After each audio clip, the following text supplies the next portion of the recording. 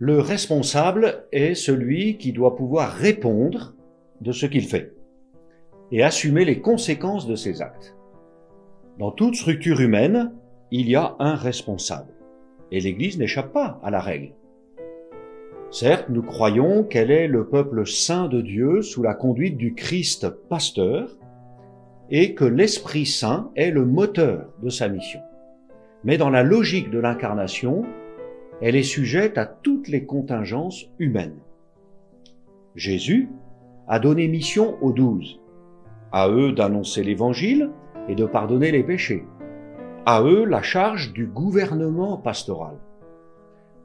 Leurs successeurs dans la tradition apostolique sont aujourd'hui les évêques, qui portent cette charge dans ces 3 dimensions: enseigner, sanctifier et gouverner. Ils sont responsables de la mission de l'Église, mais ils ne le font pas seuls. Non seulement ils bénéficient de la collaboration des prêtres et des diacres, ministres ordonnés, qui reçoivent d'eux leur mission, mais ils s'appuient aussi sur l'engagement des fidèles laïcs. Et chacun, selon sa vocation et sa mission, est responsable de la vie et de la mission de l'Église, sous la vigilance épiscopale.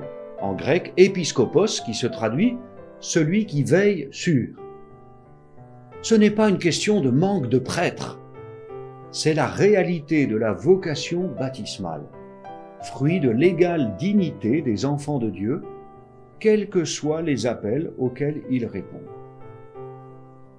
Nous le savons bien, la vie de nos paroisses repose en grande partie sur cet engagement généreux de nombreux fidèles laïcs, et c'est heureux.